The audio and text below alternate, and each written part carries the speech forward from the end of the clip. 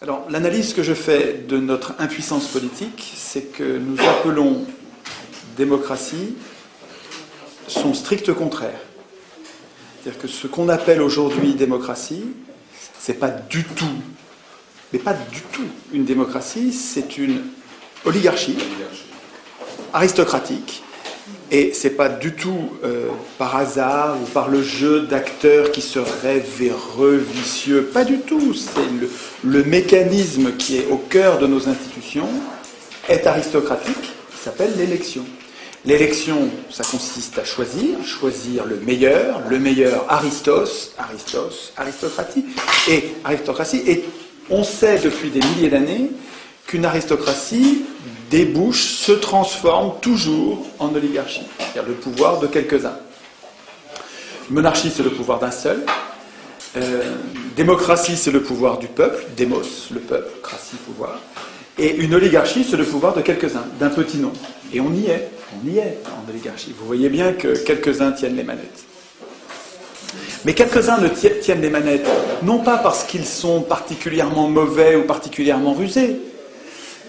Je voudrais insister sur la cause des causes, ça n'est pas le vice de ceux qui nous gouvernent. Pas du tout. Vous mettriez, si vous les tuiez tous, vous en auriez d'autres qui viendraient à la place si vous ne changez pas les institutions. Le problème, ce sont nos institutions. Et dans les institutions du monde, pour l'instant, la procédure reine, celle qui est défendue par tout le monde, les gens de gauche, comme les multinationales, comme les banques, et c'est ça qui est paradoxal, je vous interrogerai à la fin là-dessus, c'est que des gens aussi différents, aux intérêts si différents, défendent l'élection, c'est louche. Excusez-moi, le fait que Goldman Sachs défende l'élection, c'est qu'elle n'a pas grand-chose à en craindre. Effectivement, Goldman Sachs finance intégralement ou quasiment l'élection du président qui ensuite sert ses intérêts. Mais c'est pas propre aux États-Unis. C'est comme ça dans toutes les soi-disant démocraties qui ne peuvent pas être des démocraties à cause de l'élection. Alors, puisque le régime actuel, ils ont réussi à l'appeler démocratie, la place est occupée. Et on n'arrive pas à désigner l'ennemi, puisqu'on nomme le régime qui nous pose problème du nom de ce qui réglerait le problème. C'est-à-dire qu'on appelle démocratie le problème. Le régime qui pose problème, on l'appelle du nom de la solution. Donc on a un problème de mots. Alors d'où ça vient ça? Et c'était un complot? Pas du tout. Pas du tout. D'abord, quand ceux qui ont conçu le régime actuel, ça s'est passé fin du XVIIIe. Ça s'est passé en Grande-Bretagne, puis ça s'est passé aux États-Unis, puis ça s'est passé en France en 1789. Mais en gros, fin du XVIIIe, se sont mis en place des institutions qu'on appelle, et qu'ils ont appelées, ils n'ont pas du tout appelé démocratie, ils savaient très bien ce qu'était la démocratie, ils connaissaient le monde athénien, ils étaient très cultivés, c'était des hellénistes, ils connaissaient le monde grec, mais ils n'en voulaient pas du tout. Sieyès, vous savez celui qui a écrit Qu'est-ce que le tiers-État? Un des penseurs, un des plus grands penseurs de la Révolution française. Madison aux États-Unis, qui est un des plus grands penseurs, un des pères fondateurs de la Constitution américaine. Ces gens-là n'avaient pas du tout en tête de fabriquer une démocratie. Pas du tout. Ils n'en voulaient pas la démocratie. Pour eux, c'était l'anarchie, c'était la populace. Ils étaient élitistes. Ils disaient le peuple n'est pas capable de gérer ses affaires. Les fondateurs des institutions de nos gouvernements, qui s'appelle le gouvernement représentatif. Gouvernement représentatif, pas du tout la démocratie. Ces gens-là pensaient honnêtement. C'était pas des affreux, puisqu'ils nous sortaient de l'ancien régime, qui était un régime pire, mais ils ne voulaient pas du tout de la démocratie. Et quand on parlait de démocratie, c'était presque une insulte, c'était péjoratif, c'était pas un mot positif, c'était pas ce que c'est devenu après.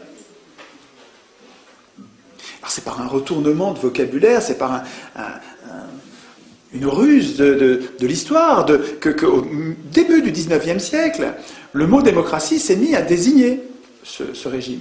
Par exemple, quand Tocqueville a écrit de la démocratie en Amérique, il ne parlait pas du tout de la démocratie, c'était pas une démocratie, mais c'est un livre qui a été un best-seller immense de la démocratie en Amérique. Et il n'est pas le seul. Plusieurs auteurs, progressivement, se sont mis à appeler démocratie parce que vous allez voir qu'il y a des points communs. Il y a un point commun qui est l'égalité. On va voir quand on va parler de la démocratie athénienne que le cœur de l'objectif central de la démocratie athénienne, c'était l'égalité. Mais l'égalité qui était revendiquée par les Athéniens, c'était l'égalité politique réelle. Alors que l'égalité du gouvernement représentatif, elle est formelle. Elle est complètement factice, en fait. Elle n'est pas réelle. Vous voyez bien que notre égalité, elle est sur des détails, elle n'est pas sur l'essentiel.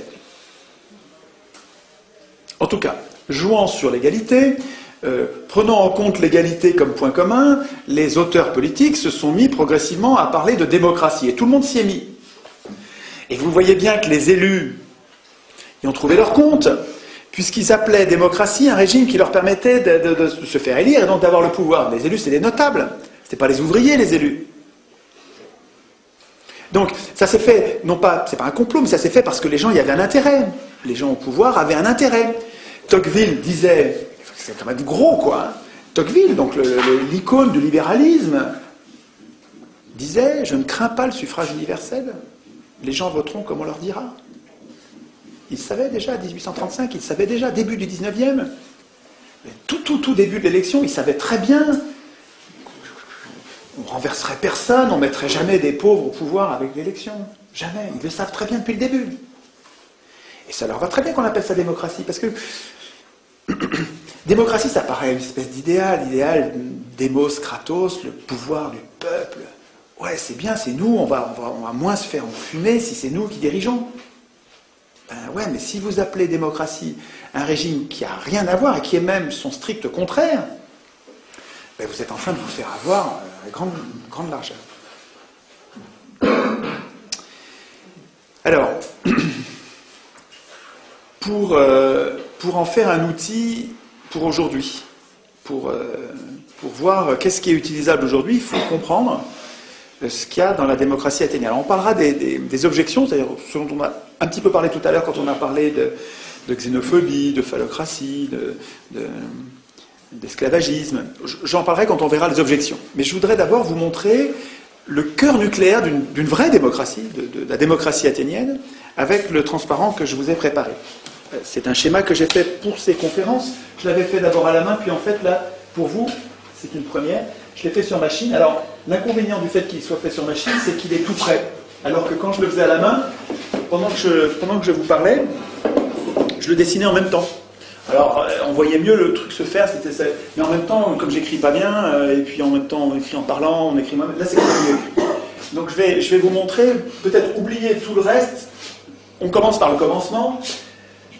Les Athéniens, après des siècles de tyrannie, ont un objectif pratique, c'est l'égalité réelle, l'égalité politique réelle. Pas l'égalité sociale, pas l'égalité économique, ils savent bien qu'ils ne sont pas égaux, pas l'égalité physique, non, l'égalité politique. Quand on prend des décisions, on les prend ensemble et à l'Assemblée, un homme, une voix. À l'Assemblée du peuple, pas l'Assemblée des représentants, l'Assemblée du peuple. C'est l'Assemblée du peuple. Donc, l'objectif, et lui, il faudrait lui mettre une couleur particulière, parce que c'est le centre, c'est le cœur, c'est ce qu'on ne doit pas oublier quand on va penser aux autres institutions. Ok. Alors, qu'est-ce qu'ils ont constaté, les Athéniens? Et on constate, nous, la même chose. Ils ont constaté que le pouvoir corrompt, et il faut un peu de temps, mais au bout du compte, personne n'y résiste, même les plus vertueux deviennent corrompus, ils se mettent à poursuivre leur intérêt personnel au lieu de poursuivre l'intérêt général. Constatant ça, c'est des faits, et c'est des faits qu'on voit encore aujourd'hui, on voit bien que la richesse, et le pouvoir, les privilèges, ça nous change. Et même si on est bon au départ, on est moins bon, comme les drogués qui avons besoin de notre drogue après, quand on a pris le goût, on a envie que ça dure, et cette envie-là passe avant l'intérêt général. Prenant acte de ça, ce que ne fait pas l'élection, prenant acte de ça, les Athéniens ont défini des sous-objectifs qu'il faut bien comprendre comme au cœur et indispensables. Premier sous-objectif et deuxième sous-objectif qui vont ensemble, c'est l'amateurisme politique. Donc il faut donc avec comme institution, donc là c'est en gris parce que c'est en couleur c'est en vert, ce sont les institutions, et là c'est les objectifs qui nous font choisir telle et telle institution. Mais donc, rotation des charges, ils font tourner le pouvoir, puisque le pouvoir corrompt, eh bien on ne leur laisse jamais longtemps. On fait tourner le pouvoir pour que ça n'ait pas le temps de les corrompre. Et puis le résultat, ça va être qu'il n'y a pas de professionnalisme. On ne veut pas de professionnels du tout, disaient les Athéniens. On n'en veut pas parce que c'est le cœur de la corruption. Bon, là on n'est pas encore dans les institutions. On en est au cœur de ce qui a motivé la démocratie. La démocratie, elle a existé pour atteindre ses objectifs. Et on pourrait très bien prendre les mêmes pour nous aujourd'hui, en disant, on veut qu'ils soient amateurs, donc il faut que ça tourne. C'est parce qu'on veut qu'ils soient amateurs qu'il faut que ça tourne, c'est parce que ça tourne qu'ils seront amateurs, c'est complètement, ça va ensemble, et tout ça va servir l'égalité. Comprendre qu'il y a une cohérence là-dedans. Et que si je laisse se former une caste de politiciens, je ne vais pas atteindre mon objectif d'égalité. Je vais avoir des professionnels et on ne va plus être égaux. Politiquement. Politiquement, hein, je ne parle pas d'égalité, je sais bien qu'on est inégaux, ils savaient bien qu'on est inégaux devant la richesse, devant l'intelligence, mais politiquement, il faut qu'on soit égaux. C'est ça, le projet démocratique, c'est ça. Bon, ce qu'il faut comprendre, c'est que ces deux sous-objectifs, on n'en est pas encore à des institutions, si peut-être sur les mandats courts et non renouvelables, mais des mandats courts et non renouvelables, c'est pas gérable avec l'élection. Vous n'allez jamais avoir les candidats en nombre suffisant pour alimenter des postes en mandats courts et non renouvelables. Vous ne les aurez pas à l'élection. Parce que quand vous élisez quelqu'un, le mécanisme qui vous a conduit à l'élire, c'est le même qui va vous conduire à le réélire. Et donc, l'élection, elle entraîne avec elle une stabilité du corps politique. Elle entraîne une professionnalisation, une sédimentation. Ça va être toujours les mêmes. Mais dans le génome de l'élection, il y a la professionnalisation de la politique. Ça va avec. C'est programmé avec. Donc, si vous voulez, s'ils avaient choisi le tirage au sort, c'est parce que c'est complètement cohérent. Pour obtenir l'amateurisme, pour obtenir les rotations sur les mandats courts et non renouvelables, il faut le tirage au sort. Vous ne pouvez pas garder tout le reste et puis mettre l'élection à la place du tirage au sort, ça ne va pas marcher. L'élection ici ne permet pas l'amateurisme et la rotation des charges. Donc ça ne permet pas l'égalité. Vous ne pouvez pas la remplacer. Le tirage au sort, c'est lui qui permet, en prenant toujours à chaque fois des gens différents au hasard, ça permet la rotation des charges et l'amateurisme, donc l'égalité. Alors ça c'est absolument central. Là on a le cœur nucléaire d'une démocratie. En institution complémentaire, pour l'objectif central, ils avaient le droit de parole. C'est-à-dire qu'ils savaient bien, ces gens-là n'étaient pas idéalistes. Platon était idéaliste. Les philosophes étaient souvent idéalistes. C'est-à-dire qu'ils nourrissaient, ils alimentaient des mythes qui permettaient de dominer. Vous savez que les mythes, ça sert à dominer. C'est Mirabeau qui disait l'homme est comme le lapin, il s'attrape par les oreilles. On marche aux histoires, on a besoin qu'on nous raconte des histoires. Vous savez, le storytelling, il y a un petit bouquin que je n'ai pas apporté, qui est un bouquin important, tout petit, qui résume, qui fait l'état de la science sur le storytelling. Storytelling, c'est une technique de commercialisation, mais pas seulement une technique de manipulation des humains en leur racontant des histoires. On est très très très vulnérables au bobard. Nous tous, hein, vous et moi, on marche quoi. Quand on nous raconte des histoires, on y croit. On n'a qu'une envie, c'est de croire. Et donc quand on nous raconte des bobards, on demande que ça. Si ça colle avec ce qu'on a déjà compris du réel, on demande que ça. Alors, sachant, les Athéniens, eux, ils n'étaient pas idéalistes. Les Athéniens, ils étaient très très réalistes, très pratiques. Ils savaient qu'ils étaient imparfaits. Ils savaient qu'ils allaient pouvoir piquer dans la caisse. Ils savaient qu'ils allaient pouvoir tirer l'intérêt général vers leur intérêt particulier. Ils savaient qu'ils étaient menteurs. Ils savaient qu'ils n'étaient pas toujours honnêtes. Ils savaient ça. Et ils disent, eh bien, notre système, il va faire que chaque citoyen est potentiellement une sentinelle. Chaque citoyen qui veut parler, qui veut dénoncer, peut dénoncer. Et il garde la vie sauve. Parce qu'à l'époque, ça rigolait pas. Hein. Avant que la démocratie, quand il y en a un qui se mettait en travers, donc les opinions dissidentes, elles étaient maltraitées. On s'en débarrassait de façon expéditive. Et les Athéniens ont fait un autre choix. Ils ont dit, on va protéger les opinions dissidentes, on va laisser les gens s'exprimer en instituant l'iségoria, à quoi ils tenaient plus que l'Isonomia ou d'autres institutions très importantes de la démocratie. L'Isegoria, pour eux, c'était un pilier de la démocratie. Ce pilier, c'est chacun à l'Assemblée peut prendre la parole à tout propos et à tout moment. Il ne le faisait pas. Il fallait, parce que quand on prenait la parole, on en était écouté. Et on était volontiers ridiculisé quand on s'exprimait mal, quand on disait des bêtises, ça rigolait pas. Donc, mais tout le monde pouvait le faire. Et c'est très important que tout le monde... Donc c'est peut-être pas du tout le désordre à l'Assemblée. Hein. Il y avait les magistrats, c'est comme ça qu'on appelait les représentants tirés au sort, leur boulot en partie c'était de faire régner une discipline à l'Assemblée, donc de vérifier que tout ça était ordonné. Et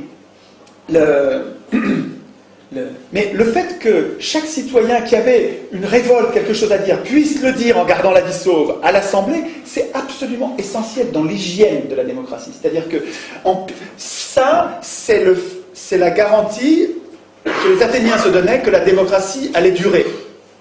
Parce que toute dérive oligarchique, ils savaient bien qu'il y avait des dérives oligarchiques, mais chaque citoyen, il s'est permis, je vous rappelle, hein, chaque citoyen avait le pouvoir, par les institutions qui le protégeaient, un peu comme aujourd'hui, nos institutions devraient protéger les donneurs d'alerte. Les gens comme Fabrice Nicolino, comme Denis Robert, comme cette dame qui a dénoncé le Mediator, Irène Frachon, voilà, c'est ça. Donc, les donneurs d'alerte, on en a quelques-uns, des gratinés quand même, on en a des courageux qui se donnent du mal. Il faudrait que les institutions les protègent particulièrement, un peu comme le droit du travail, protège particulièrement les délégués syndicaux ou les délégués du personnel. Bon, les institutions athéniennes garantissaient à chacun ce droit de parole. Ça s'appelle l'Isegoria, c'est une institution essentielle. Et ça rendait les citoyens actifs. Le fait, quand vous donnez la parole aux gens et quand vous tenez compte de leurs paroles, mais les gens, ils se donnent du mal. Au contraire, quand vous avez des institutions qui font comme si ce que vous disiez n'avait aucune influence, ben ça dissuade les gens de se donner du mal. On se plaint aujourd'hui de citoyens passifs, mais les institutions rendent passifs. À quoi bon être actif, puisque de toute façon, ça ne changera rien. Imaginez à l'inverse des institutions qui soient ouvertes et qui font que vous puissiez changer quelque chose, vous allez devenir beaucoup plus actif. Regardez, en Suisse, qui n'est pas une panacée, mais qui est beaucoup plus démocratique, qui est probablement une des seules démocraties au monde avec le Venezuela peut-être, en Suisse, le fait que chaque citoyen puisse déclencher quasiment à lui seul, avec quelques amis co-signataires, puisse déclencher un référendum, c'est-à-dire poser la question à tous les Suisses. Non mais ça les rend vachement actifs. Quand vous allez en Suisse, c'est étonnant, l'activité politique, quand vous en parlez, ces gens-là font de la politique. Beaucoup plus que nous. Alors c'est pas parfait, il reste... Les Athéniens eux-mêmes se plaignaient de la passivité, hein, on n'est jamais content, on voudrait toujours que ce soit... Mais enfin, c'est quand même... La cité d'Athènes, c'est dans l'histoire des hommes, de ce qu'on connaît, c'est la plus grande activité politique qu'on ait jamais connue.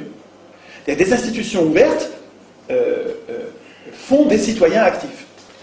Donc, et ces citoyens actifs alimentent l'amateurisme, rendent possible l'amateurisme. Et c'est parce qu'il y a un amateurisme que vous les rendez actifs aussi, parce qu'il y a une chance, chacun avait une chance d'être tiré au sort.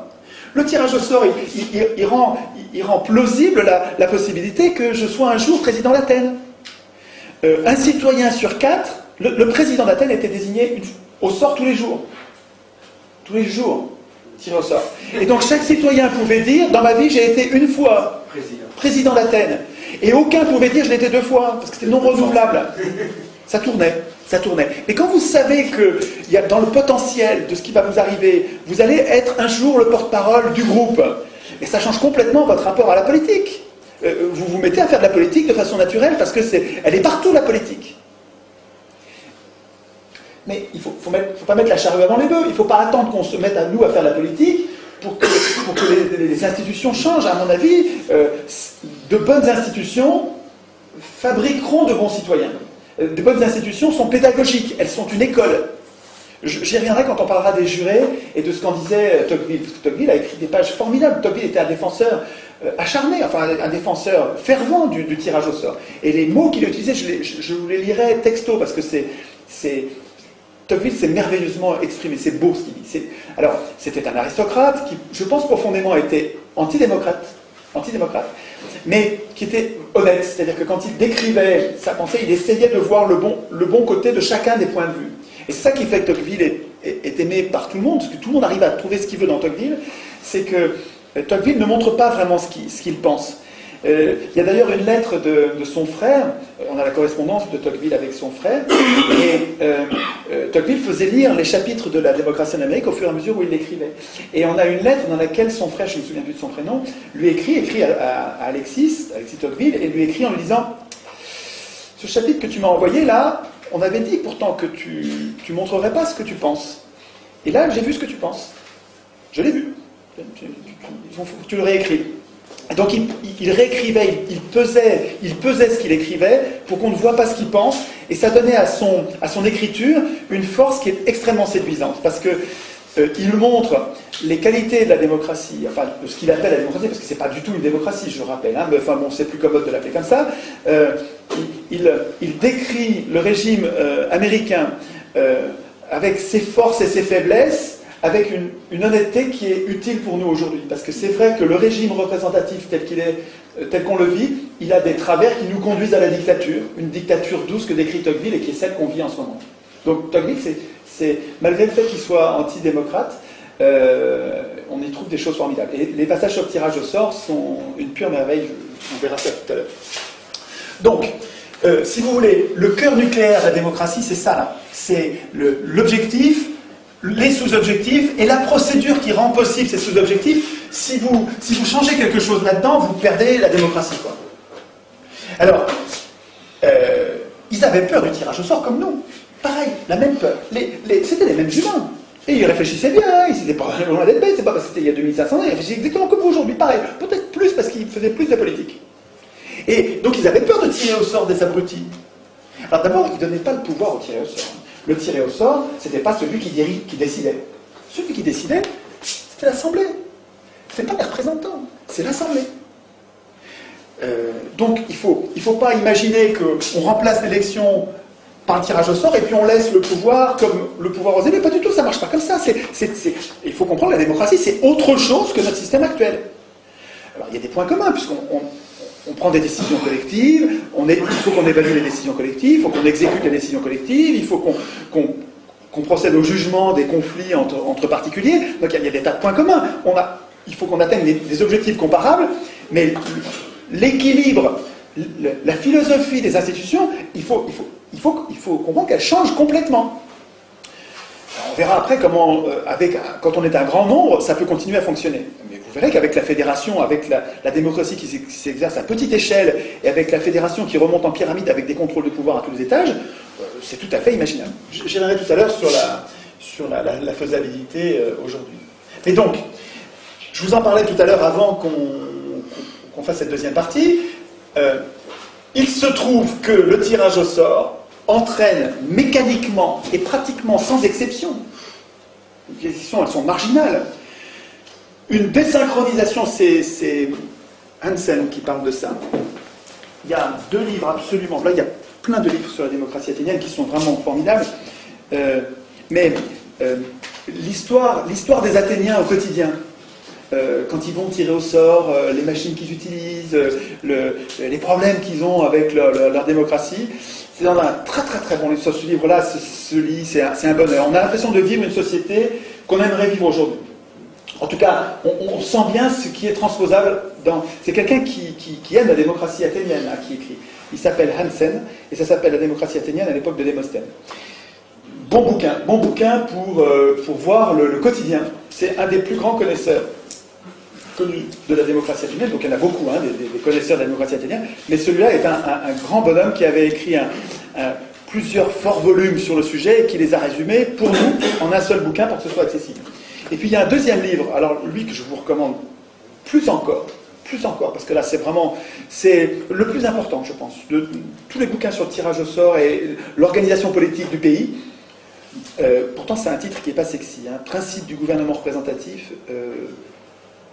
A priori, vous voyez ça sur une étagère, vous allez dire, je vais le laisser là, je verrai peut-être demain. Vous avez tort. Ce livre est un très bon livre. C'est l'histoire du tirage au sort, c'est l'histoire du moment où on a perdu cette conception, cette importance du tirage au sort, pourquoi l'élection a triomphé, avantages et inconvénients, c'est écrit honnêtement. C'est un gars super, Bernard Manin. J'ai rencontré, c'est un gars jovial, malin, cultivé comme tout. C'est quelqu'un d'important qui a écrit un livre et il ne pensait pas faire un plaidoyer pour le tirage au sort. Lui, il voulait faire un état des lieux honnête. Et c'est tellement honnête que pour nous, qui n'entendons jamais parler de tirage au sort, on dirait que c'est un plaidoyer pour le tirage au sort. Mais en fait, il défend aussi l'élection. C'est très honnête. C'est un peu comme Tocqueville. Donc, c'est Hansen qui décrit cette désynchronisation qui montre que les riches de l'époque n'avaient souvent aucun pouvoir politique. C'était des métèques, on les appelait, c'était des étrangers. Et souvent, les Athéniens les faisaient venir avec leur richesse, donc ils leur permettaient de s'installer en leur garantissant qu'on n'allait pas leur prendre leurs biens. Et finalement, les riches, là, ces métèques, faisaient leurs affaires, ils vivaient très confortablement, ils s'étaient très bien installés, ils n'avaient aucun pouvoir politique, mais manifestement, pendant 200 ans, ça ne les a pas empêchés de prospérer. Et Athènes était une cité très prospère. Alors, je sais qu'elle était colonialiste, qu'elle était guerrière, qui faisait des expéditions, comme tous les peuples de l'époque. Je ne dis pas qu'il faut vivre comme les Athéniens, je dis juste que, par rapport aux autres cités de l'époque, c'était une cité d'une remarquable stabilité, d'une grande prospérité, avec une activité politique intense, et surtout, moi ce qui me paraît transposable aujourd'hui, et le germe qui m'intéresse, Castoriadis, un philosophe immense, disait que Athènes c'est pas un modèle, parce qu'il y a tas de choses qu'on ne veut pas de la société athénienne, mais c'est un germe. Et il me semble que le germe il est là, ce truc-là qui fait que les riches ne dirigent jamais. Ça vous fait pas quelque chose, ça, et que les pauvres dirigent toujours. Ah ben bon sang, ah ben quand même, c'est quand même une grosse différence. En fait, c'est quoi? Oui, c'est un détail, on va passer à autre chose. Non, ben, réfléchissez. Alors, bon, en tout cas,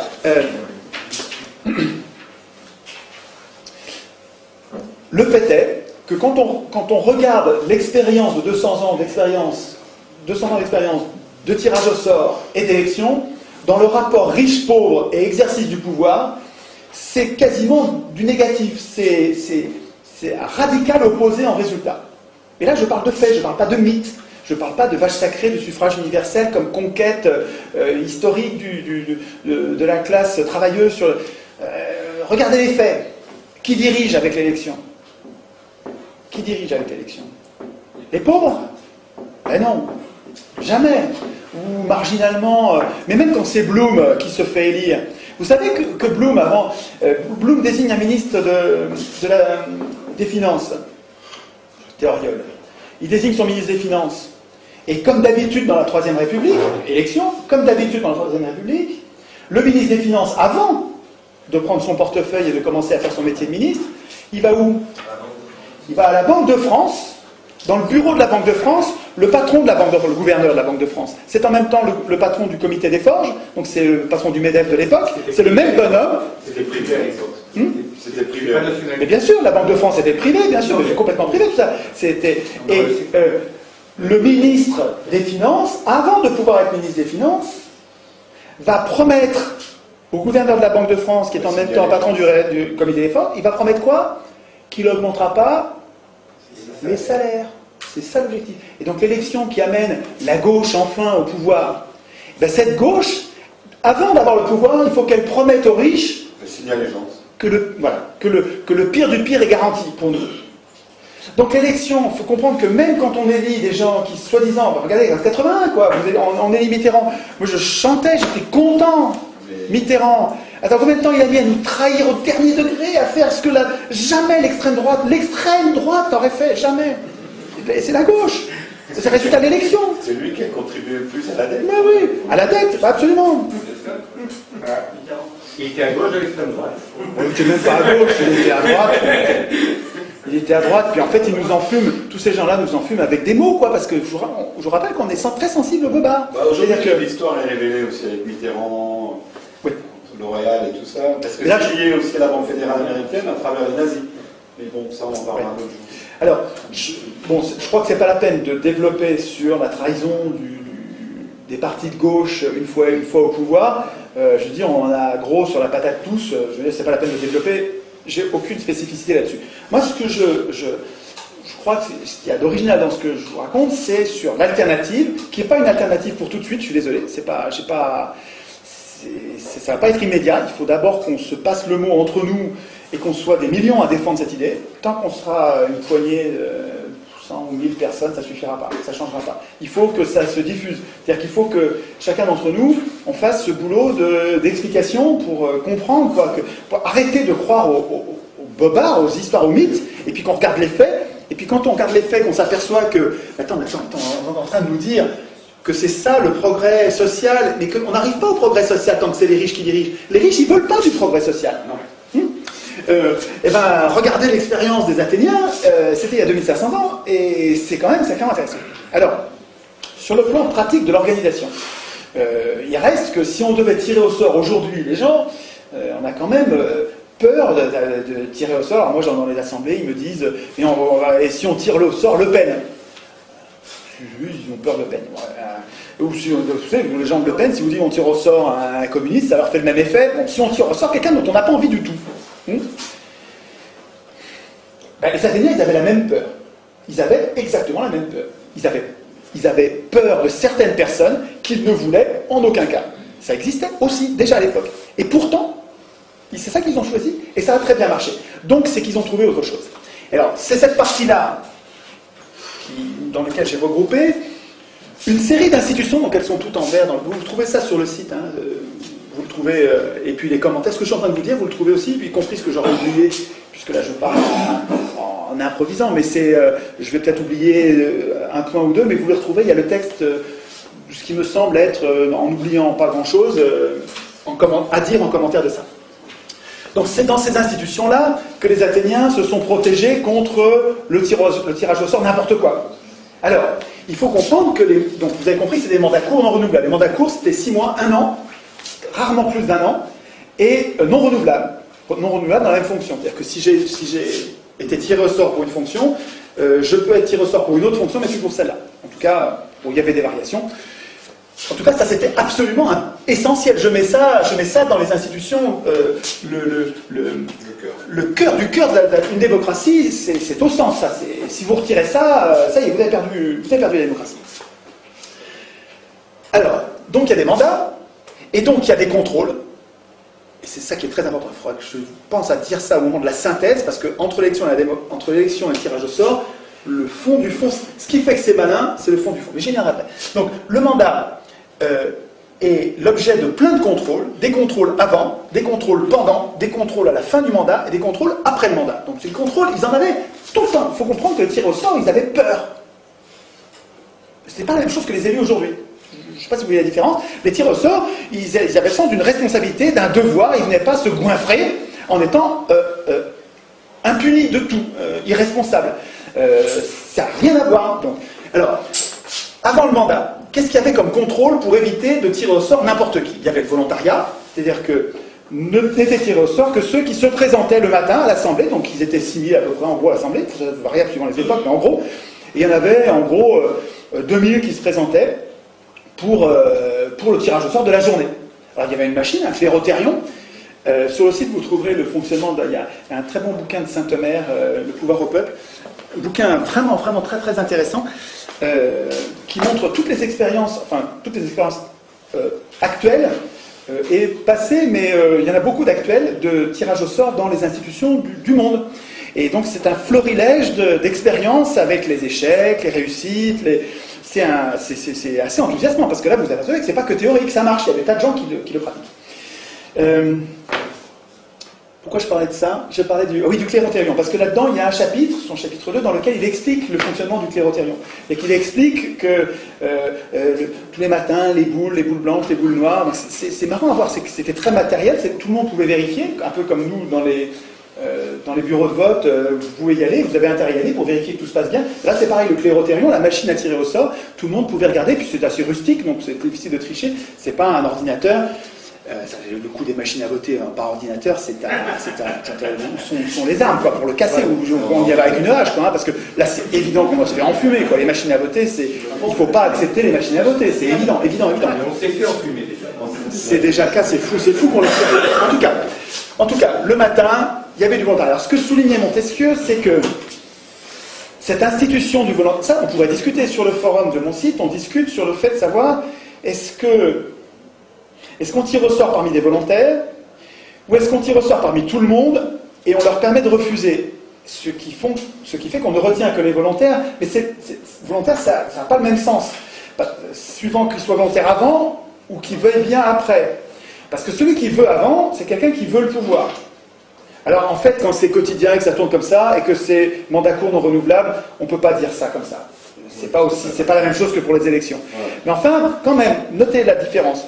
Quand quelqu'un est candidat, ça n'a pas le même goût que quand il a été désigné, il n'a rien demandé, et il accepte pour le bien commun.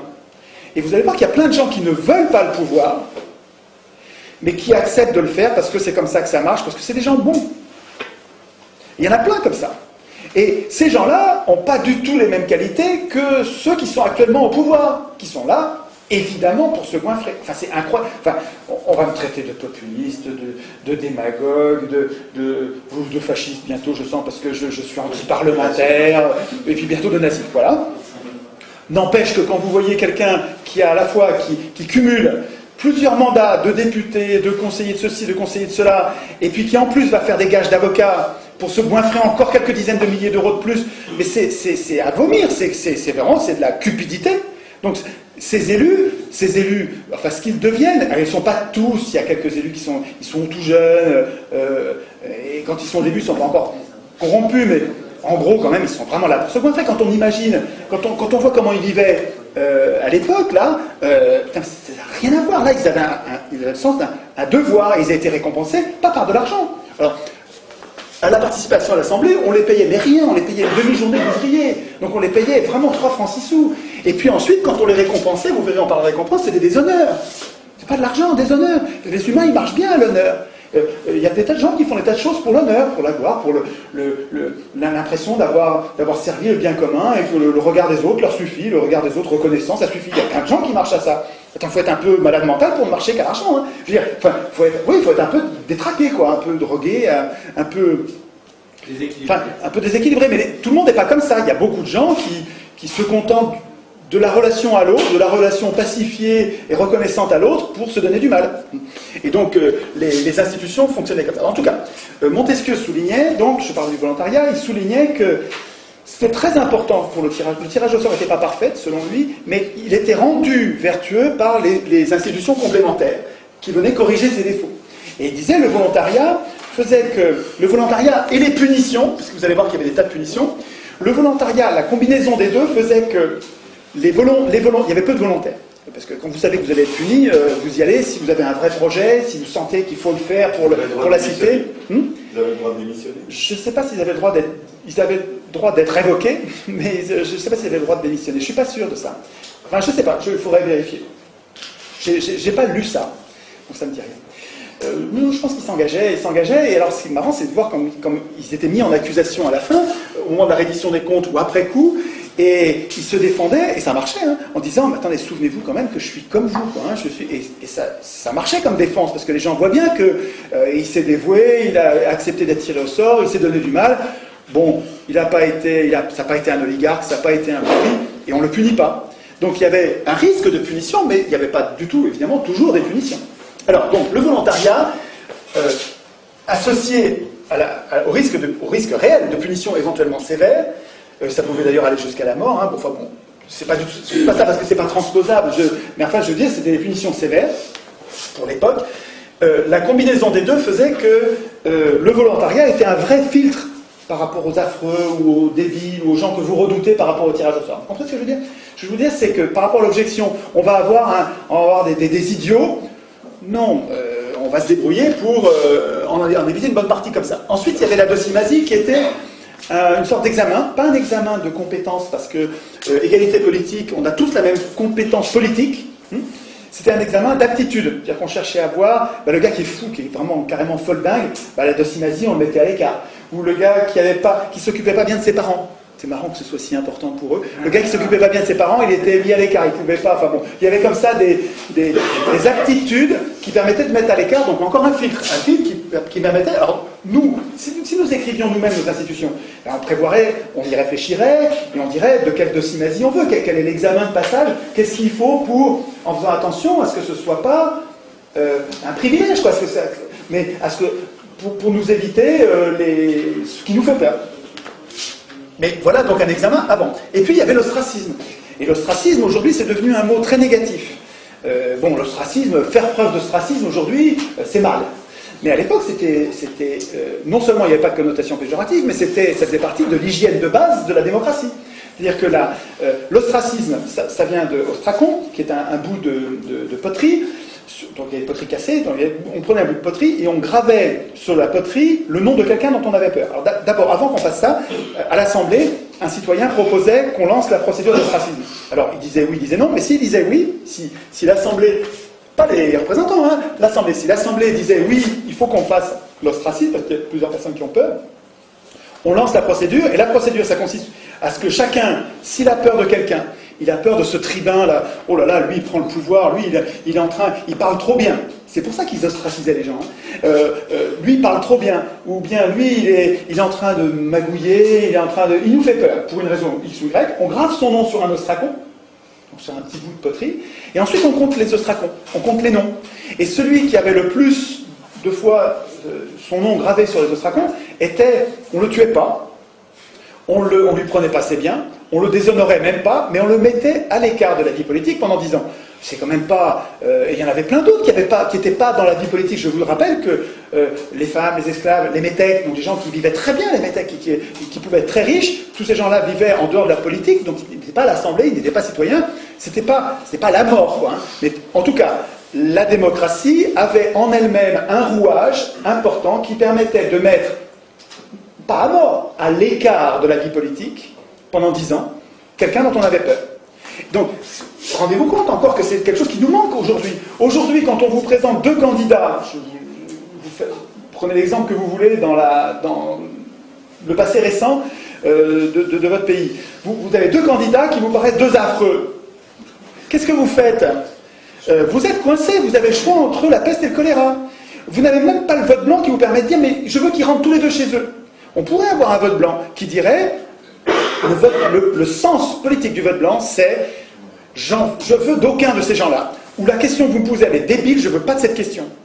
Le vote blanc, il sert à dire rentrez chez vous avec votre question, ou rentrez chez vous les candidats et mettez-moi d'autres candidats. Et pourtant, le vote blanc, il est interprété comme valant, comme nul, et il est mélangé avec les nuls et jeté à la poubelle. C'est révoltant. Mais pourquoi ? Qui a écrit ces règles ? Qui a écrit les règles qui mélangent le vote blanc avec les votes nuls ? C'est des élus. Mais c'est normal qu'ils écrivent ça. On peut presque pas leur en vouloir. C'est notre faute d'avoir laissé les élus écrire la Constitution. C'est juste notre faute. J'insiste, hein, c'est votre faute à vous, chacun, et puis à moi, hein, parce qu'on les laisse faire. On ne devrait pas laisser les élus écrire la Constitution. Sinon, ils n'écrivent pas le respect du vote blanc, ils n'écrivent pas le référendum d'initiative populaire, ils n'écrivent pas les mandats courts et non renouvelables, évidemment, ils n'écrivent pas une chambre sur 2 tirée au sort au moins, voire 2 chambres tirées au sort, ils n'écrivent pas les jurés citoyens, ils n'écrivent pas toutes les institutions dont on a besoin. Bon, là j'anticipe sur la fin, mais en fait elles soignent de partout. C'est pas aux hommes au pouvoir d'écrire les règles du pouvoir, c'est pas aux politiciens de métier, c'est pas aux hommes de parti d'écrire les règles du pouvoir. Même si c'est le parti que vous aimez bien. Comprenez, prenez du recul. Si vous êtes d'un parti, vous pouvez évidemment, puisqu'on n'a que ça pour se bagarrer, donc je ne vais pas vous faire le reproche d'être dans un parti, mais ce qu'il faut comprendre, c'est que, quel que soit votre parti, il faut que vous compreniez que si vous aspirez au pouvoir, ben, votre honneur, c'est de ne pas écrire la Constitution. Et si en même temps vous aspirez au pouvoir, et en même temps vous voulez écrire la Constitution, ben, vous êtes déjà dans une dérive oligarchique, vous êtes en train déjà d'être un voleur de pouvoir. Vous êtes en train de vous préparer à être juge et parti, d'écrire des règles pour vous-même et d'enfumer tous les autres. Ce qui s'est passé avec la Constitution européenne. Européenne, évidemment, européenne, française, hein, oui. De Gaulle qui écrit pour lui-même. Oui, non, mais les exemples, ils sont tous. Tu prends toutes les constitutions du monde, hein, à part celle du Venezuela, et à part celle-là, évidemment, qui a été écrite par Solon, Christiane, qui ont. Solon est parti après avoir écrit les règles, il est parti pendant 10 ans. Donc il n'a pas écrit les règles pour lui-même, comme par hasard. Il a écrit une démocratie. La suite. Alors la suite. Oui, parce qu'il faut que Alors, ça c'est des contrôles avant. Contrôle pendant, facile à comprendre. les tirés au sort étaient révocables. Si on s'aperçoit qu'un tiré au sort se met à défaillir, à pas faire son boulot comme il faut en cours de mandat, l'Assemblée peut à tout moment le révoquer. Donc voilà, ça vous rassure pas ça? Attends, est-ce que vous avez ça avec les élus? Non. Eh ben voilà, quand même. Donc, mais ça va avec, hein. Tous ces contrôles-là, ça va avec. Je reviendrai après en prenant du recul. Le point commun de tout ça, c'est qu'on assume que les gens ne sont pas bons. Voilà. On assume les conflits, on assume l'imperfection des gens, on assume que la vertu n'est pas naturelle, n'est pas spontanée, n'est pas innée. On assume ça, et dans les institutions, comme on a compris ça et on l'assume, eh ben on met des contrôles partout. Et donc après ça, vous pouvez moins vous en occuper, j'y reviendrai tout à l'heure, mais vous verrez que finalement ce système-là il est beaucoup plus robuste pour les grandes structures, la grande taille. Si l'Europe était bâtie sur ce modèle-là, ben vous pourriez vous en désintéresser parce qu'il y a des contrôles partout. Alors que là, avec l'élection qui présuppose qu'ils sont... Alors on pourrait aussi s'en intéresser, on pourrait faire les deux. Ce qu'il faut comprendre, c'est... On y verra, quand on parlera d'une objection qui consiste à dire oui, mais le tirage au sort ça valait parce qu'ils étaient petits, alors que l'élection on est plein. C'est juste le contraire. L'élection il faudrait qu'on soit petit, et le tirage au sort ça marcherait mieux si c'est dans un système de grande échelle. Donc je fais vite, la révocabilité c'est facile à comprendre. La reddition des comptes, le fait d'avoir à rendre des comptes à la fin. Vous imaginez si vos élus vous rendaient des comptes? Ils vous rendent des comptes et après ça, il a exercé le pouvoir pendant 1 an, et après ça, pendant 6 mois, voire quelquefois pendant 1 an, c'est vachement long la reddition des comptes, ça prenait un temps fou. D'ailleurs, il fallait des gens tirés au sort pour aller contrôler les tirs au sort, c'est d'autres tirés au sort, hein, ils se contrôlaient entre eux. Et donc, pendant 1 an, il fallait qu'ils expliquent pourquoi ils avaient fait ci, pourquoi ils avaient fait ça. C'est 1000 fois plus protecteur que notre système, ce truc-là. C'est 1000 fois plus protecteur. Vous me dites, et si on tirait au sort un tel qui est un affreux? Mais regardez tous les contrôles qu'il y a. Donc je vous dis, c'est pas le tirage au sort à la place de l'élection. On réfléchit, on n'est pas obligé de le faire bêtement. On peut le faire comme ils l'ont fait, c'est en réfléchissant. C'est-à-dire qu'on fait le tirage au sort parce qu'on a un objectif qu'on veut atteindre, et comme on voit qu'il y a des inconvénients, on fait des institutions qui vont avec les inconvénients. Et l'ensemble a une cohérence, et c'est bien plus malin que notre système. Bien plus malin pour l'intérêt général. C'est moins malin pour les banques. Mais pour l'intérêt général, c'est bien le système-là. Les banques, mais à un moment donné, ils vont nous voir venir. Hein. Bon, tant pis. En tout cas, dernière institution complémentaire du tirage au sort qui fait qu'il n'y a pas à avoir peur des affreux, c'est que même après coup, même après le mandat, si on s'apercevait, mais attends, là, il y a un gars qui a amené l'Assemblée à aller envahir une autre île et on s'est pris une pâtée du diable. Donc le gars qui nous a amené à prendre cette décision, on va donc c'était les angéliques, c'était la possibilité de mettre en cause publiquement, donc d'accuser publiquement, donc ça veut dire que n'importe qui devient potentiellement l'accusateur de quelqu'un qui a fait du tort à la démocratie. Alors peut-être qu'il faut le tempérer, ça, hein, je vous donne juste c'était des pistes tout ça pour nous, hein, et après ça on verra peut-être qu'il faut limiter les contrôles, qu'il n'y en ait pas trop pour pas paralyser les gens, hein, donc en tout cas dans les institutions athéniennes ça rigolait pas. Après la fin du mandat, l'Assemblée pouvait changer de décision en disant non mais là ce qu'on a fait c'est une bêtise, on revient dessus, ça s'appelait le graphé paranomon, une procédure qui permettait de revenir et de changer, c'est-à-dire que mais oui, exactement. La société athénienne avait bâti des institutions qui lui permettaient, comme n'importe quel être vivant, de prendre des décisions et de savoir que peut-être elle allait se tromper, et quand elle se trompait, de changer, de revenir en arrière. Ils ont fabriqué un corps capable comme n'importe quel être vivant, de corriger et de revenir en arrière, de s'adapter. C'est tellement plus malin. C'est tellement plus malin. Bon, en tout cas, tout ça est bien plus protecteur que nos systèmes actuels, et finalement, l'ensemble, compte tenu de ce résultat qui est quand même absolument décisif pour la prospérité et le bien commun, ça devrait se tester, quoi. Enfin, la deuxième partie de ce que j'ai à vous dire, c'est les objections et les réfutations. Alors, il y a 4 ou 5 objections courantes. Donc, la première objection, c'est... Mais on va mettre des affreux aux manettes. Avec votre système.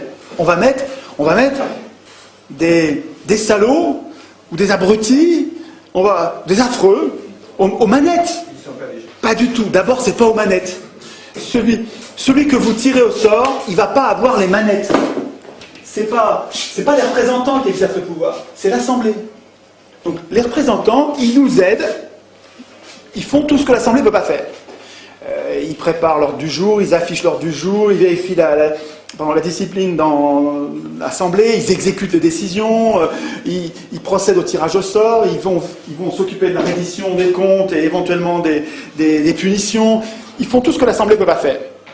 Mais en fait, ils sont nos serviteurs. Ils ne sont pas nos maîtres. Avec l'élection, on choisit nos maîtres. Avec le tirage au sort, on dit mais non, mais on n'a pas de maître. C'est pas du tout pareil. Il ne s'agit pas juste d'une procédure à changer. C'est une démocratie, c'est autre chose que ce qu'on connaît. Ce qu'on connaît aujourd'hui, ça consiste à désigner nos maîtres. Qu'on appelle représentants. Et qui s'appellent nos représentants, mais pour mieux nous tromper, quoi. Enfin, vous voyez bien qu'ils nous trompent, quoi. Il n'y a pas besoin de faire un dessin. Bon. Donc, à l'objection, mais on va désigner les affreux, on va mettre des affreux aux manettes. D'abord, il faut répondre, on ne va pas les mettre aux manettes, c'est pas eux qui ont les manettes, qui tirent au sort. Et deuxièmement, les affreux, il y a plein d'institutions pour les filtrer. Je ne reviens pas, il y a plein d'institutions pour s'en débarrasser, les punir. Donc il n'y a rien à craindre là-dessus. Enfin, moi je trouve qu'il y a en tout cas beaucoup moins à craindre, parce que vous trouvez que l'élection, ça ne met pas en place les affreux. On dirait que ça les choisit. On dirait que les pires gouvernent. Mais d'ailleurs,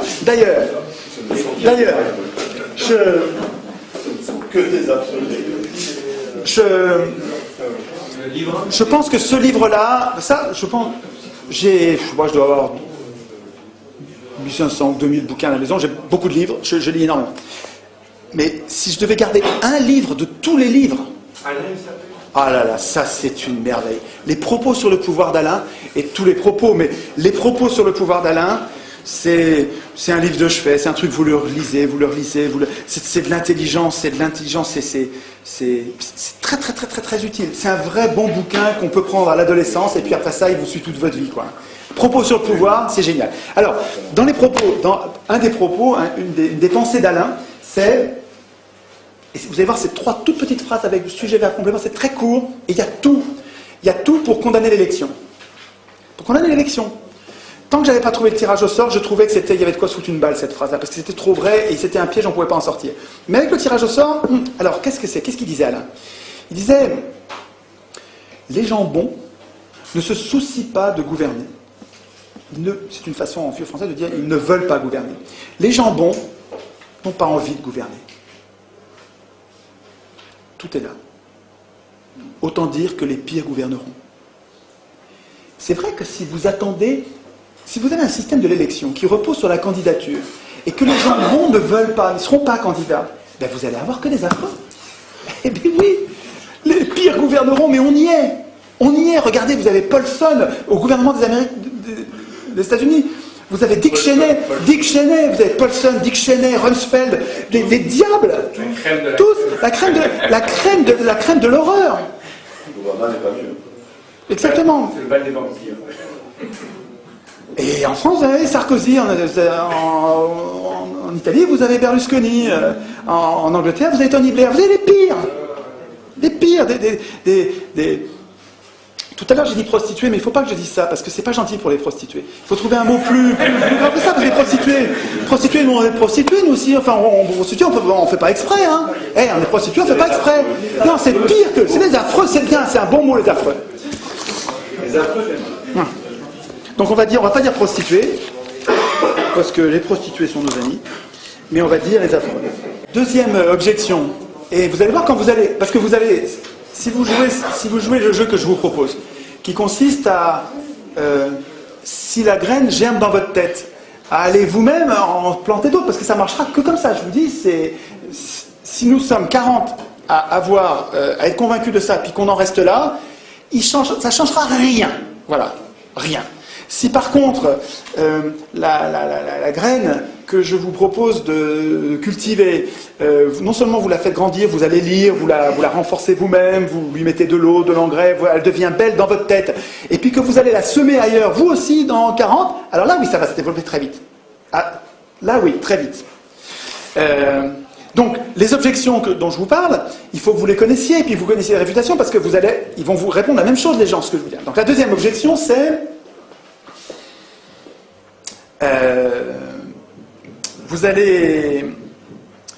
vous êtes en train de nous appliquer un régime qui marchait à petite échelle, mais aujourd'hui, à grande échelle, c'est pas possible ton truc. Alors 2 minutes.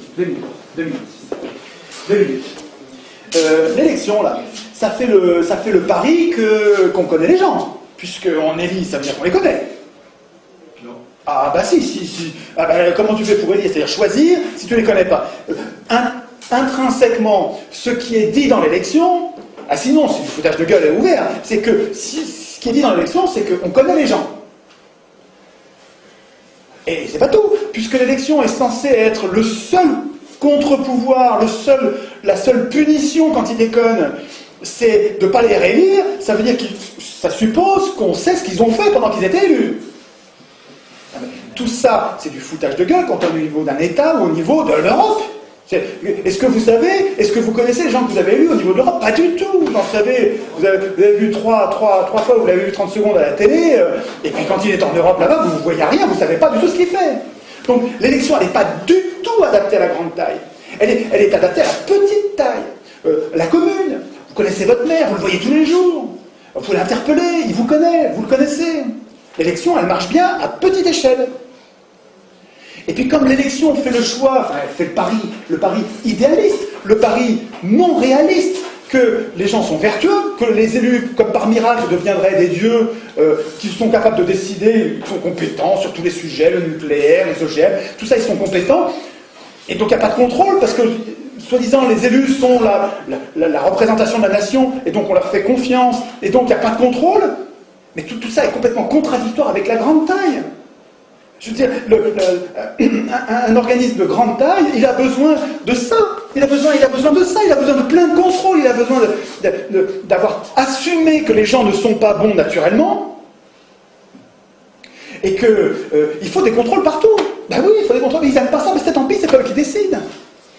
Ben, tant pis, c'est pas eux qui décident. Ah si c'est eux qui décident, ils ne vont pas mettre de contrôle. Ben regardez, là aujourd'hui. Et c'est eux qui écrivent les constitutions. Et bien ils mettent des contrôles nulle part. C'est normal. C'est notre faute à nous, parce qu'on les laisse écrire les constitutions. C'est pas à eux d'écrire les constitutions. Donc, quand on vous dit, ouais, le tirage au sort, ça marchait quand ils étaient petits, sur une petite cité, et ça marcherait pas dans le grand, c'est le contraire. Objection suivante que je repère, c'est on me dit, mais alors votre système, on va tout le temps changer d'avis, ça c'est jamais le même. Vous tirez au sort tous les jours le bonhomme, mais attendez, vous allez changer d'avis tous les jours. Comment allez-vous faire pour avoir une politique de long terme, avoir une espèce de vision d'avenir, tu vois, c'est ça qu'ils vous disent en disant le tirage au sort, vous allez avoir n'importe quoi, vous changez de bonhomme, vous changez de politique, vous allez gouverner en zigzag. D'abord, pourquoi pas gouverner en zigzag? Tout ce qui est vivant fonctionne comme ça. Vous prenez n'importe quel enfant qui apprend que ça brûle, ben, la prochaine fois il n'ira pas, il est en zigzag, oui, il y a été une fois, puis il n'ira pas une deuxième fois, et tout ce qui est vivant fonctionne comme ça. Pourquoi pas la société moderne avec une assemblée qui se tromperait et qui dirigerait en zigzag? Première parenthèse, mais surtout, cette objection qui consiste à dire on va changer tout le temps d'avis, c'est pas vrai, c'est pas les tirés au sort qui décident. C'est pas les tirés au sort qui décident, c'est l'Assemblée. Et l'Assemblée, elle est stable, c'est tout le temps le même peuple. L'Assemblée, les Athéniens n'avaient pas un problème de zigzag en décidant, c'était toujours les mêmes qui décidaient. Alors, ils étaient une trentaine de milliers et ils n'étaient que 6000 à l'Assemblée. Donc, ils n'y étaient pas tout le temps, hein, ils bossaient, et puis de temps en temps, ils allaient à l'Assemblée. Quand ça leur pétait, ils allaient à l'Assemblée. Donc, quand vous avez envie d'aller à l'Assemblée, vous y allez, puis quand c'est plein, vous reviendrez demain. Mais à l'Assemblée, il y avait en gros un corps de citoyens qui était... Vous savez, quand vous parlez à l'Assemblée des problèmes de la cité, est-ce qu'on va faire, est-ce qu'on va ouvrir une mine ceci, est-ce qu'on va faire un cela, qu'est-ce qu'on va faire de cette terre, sur ce marécage, est-ce qu'on va la sécher, pas la sécher. Enfin, quand vous discutez à l'Assemblée, vous-même, vous discutez des problèmes de la cité, quand vous sortez de l'Assemblée, vous allez en parler autour de vous, et en fait, toute la cité, elle est imprégnée en permanence des problèmes de la cité.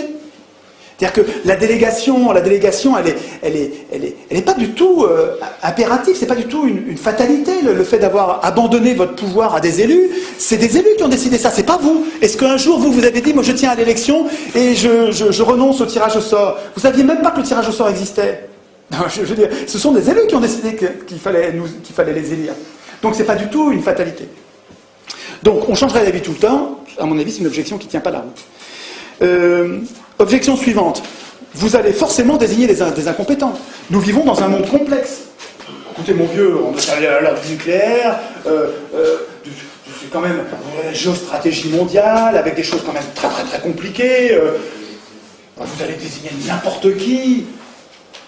Vous allez désigner des incompétents. C'est une blague. Vous trouvez que les élus sont compétents? Est-ce que vous savez combien de bombes atomiques ont été larguées dans l'atmosphère? Je dis bien dans l'atmosphère. Vous savez, Fukushima, c'est un peu des petites vapeurs. Là, je vous parle de bombes atomiques. Non, je dis des petites vapeurs par rapport... Est-ce que vous savez ce que c'est qu'une bombe atomique? Dans l'atmosphère. Je vous dis, vous voyez le bordel radioactif que c'est. Alors, c'est une bombe atomique. Vous savez combien ils en ont acheté depuis 1945? Les élus, là, les responsables, les compétents, les gens... Non, on ne va pas désigner n'importe qui, on va désigner des gens qui sont capables de faire des choses compétentes, des choses raisonnables. Combien de bombes atomiques? Plus de 2000. 2000 bombes atomiques dans l'atmosphère, et sous terre, et dans la mer. Directement, là. Il y a une animation, il y a un artiste qui a fait donc une recension de toutes les explosions, avec leurs dates, et qui a fait une petite vidéo qui dure... je ne sais plus, une dizaine de minutes, et vous avez le temps qui passe avec une seconde tous les mois, et puis, je ne sais plus, à peu près, peu importe la gradation, et puis vous avez le premier truc qui pète juste avant Hiroshima, c'est dans le désert d'Amérique, et puis après ça, vous avez poum poum, vous avez les deux coups de Hiroshima et Nagasaki, ça se calme. Puis après ça recommence à péter dans le désert des États-Unis, puis ça se met à péter, je ne sais plus dans l'ordre, si je crois qu'après c'est l'URSS qui commence à faire péter, pour en faire 2000, il en faut un paquet, des petits points rouges, puis à un moment, dans les années 60, mais ça n'arrête pas. C'est des responsables, on vous dit, avec des tirés au sort, vous allez désigner des incompétents, mais on se fout de nous. Hein? Mais complètement, mais attendez, mais c'est que quand vous faites péter une bombe atomique, vous n'irradiez pas que vous-même, vous irradiez toute la planète, et puis ça va rester pendant des millions d'années, toutes ces particules. Enfin bon, bref. Et puis combien? Alors, mais là, vous allez pouvoir prendre le relais avec moi. Les élus prétendent être compétents. Et combien de guerres ils ont déclenché, les élus? Combien de guerres? Qui a balancé du napalm et des pesticides sur le Vietnam par millions de litres? Qui? Les élus? C'est les élus, hein? Attends, c'est épouvantable ce qu'ils ont fait sur le Vietnam. Épouvantable, absolument épouvantable. C'est dingue ce qu'ils ont fait au Vietnam. C'est profondément révoltant ce qu'ils ont fait au Vietnam. C'est des élus qui ont fait ça. Des gens compétents. Est-ce que l'Assemblée populaire aurait fait ça? Je ne suis pas sûr du tout. Peut-être que oui, mais je ne suis pas sûr du tout. Et quand on fait des assemblées, vous trouvez dans ce bouquin-là, sur le pouvoir au peuple de Saint-Omer, quand vous voyez ce que décident des assemblées de citoyens tirés au sort. Par exemple, au Mali, il y a une assemblée de citoyens tirés au sort qui ont réfléchi sur les OGM. Donc on a tiré au sort sur les listes électorales des gens qui ne connaissaient rien aux OGM, rien de rien. Voilà. Vous aviez des maires au foyer, des syndicalistes, des paysans, il y avait des avocats, de tous les métiers, tirés au sort. Donc vous aviez une assemblée de gens qui ne connaissaient pas le sujet. Et puis pendant des mois, ils avaient de l'argent pour le faire, ils avaient une enceinte, ils avaient des locaux pour recevoir les gens, ils ont fait venir les gens de Monsanto en leur posant la question, pourquoi est-ce qu'il faut les OGM? Alors les gens de Monsanto ont expliqué pourquoi il fallait les OGM. Ensuite ils ont fait venir les gens de la Confédération Paysanne, pourquoi vous ne voulez pas de OGM? Les gens ont expliqué pourquoi ils n'en voulaient pas. Ensuite ils ont fait venir les gens de Bayer, donc un autre céréalier, en disant voilà pourquoi on le veut. Ensuite ils ont fait venir les paysans d'Amérique latine qui utilisaient des OGM depuis longtemps, en leur disant pourquoi vous avez fait ça? Et puis vous êtes content, est-ce que vous n'êtes pas content? Et puis pourquoi vous avez continué? Qu'est-ce qu'il y a des problèmes? Est-ce que tout se passe bien? Il faut revenir les gens de Monsanto en disant ils nous ont dit que, qu'est-ce que vous répondez? Et puis pendant ça, tout le monde regardait. Tout ça, c'était diffusé à la télé, à la radio, les gens pouvaient être là dans l'enceinte, les citoyens pouvaient proposer qu'on pose des questions, dire mais posez-lui la question parce que effectivement, on pose la question. Mais au bout de 6 mois, ces gens-là sont bien plus compétents que n'importe quel parlementaire au monde, parlementaire qui doit traiter tous les sujets. C'est une blague. Là, eux, ils se concentrent sur un sujet. Ils ne sont pas intéressés, ils ne sont pas payés par les labos, ils n'ont pas une réélection à assurer, ils n'ont pas été financés par personne. Ils ont juste une mission, tout le monde les regarde. Ils vont devenir les gens, pas les experts, ils vont devenir des gens éclairés, bien plus éclairés que n'importe quoi d'autre, que n'importe qui d'autre. Et ça c'est un modèle de démocratie. Une démocratie, des institutions qui prépareraient un parlement tiré au sort. Tiré au sort des gens qui savent qu'ils ne savent pas. C'est 1000 fois mieux que les élections qui se la pètent et il y a des gens qui sont élus et qui croient qu'ils sont dieux. Là, vous avez des gens qui sont tirés au sort, ils savent qu'ils ne savent pas, qu'est-ce qu'ils font? Sur chaque sujet de société, au lieu de décider eux à la place des autres, eux qui sont tirés au sort et qui savent que demain ils vont revenir dans la population normale. Et ces gens-là, les institutions vont les aider, vont les inciter à désigner une autre assemblée tirée au sort qui, elle, va être spécialisée sur le problème qui leur est soumis. Et en fonction du rapport que va faire l'assemblée spécialisée, ils vont décider telle ou telle loi. Et éventuellement, s'il y a un doute, eh ben, on fait un référendum. C'est-à-dire que tous les gens décident par référendum. Ça n'a pas le même goût. Vous comprenez ça? Alors finalement, sur l'assemblée des OGM, l'assemblée du Mali, là, elle a décidé qu'à l'unanimité, c'est parlant, à l'unanimité, c'est plutôt non. Plutôt non, parce qu'on n'a pas compris à quoi ça sert, on n'est pas sûr que ça va être bien, et on n'a pas la preuve que c'est pas dangereux. Donc, non, à l'unanimité. Eh ben, je sais pas, moi je trouve ça plus parlant qu'une bande d'experts qui sont payés par les labos, très majoritairement les labos qui fabriquent les OGM. Je trouve que c'est évidemment mieux. Donc, cette histoire de compétences, c'est des conneries. Le parlementaire médecin qui vient d'être élu, ou le prof qui vient d'être élu, sur le nucléaire, il connaît rien. Sur le réchauffement climatique, il connaît rien. Ce qui va faire sa compétence, je ne dis pas qu'il ne va pas être compétent, il va être compétent quand il va se mettre à bosser sur un dossier.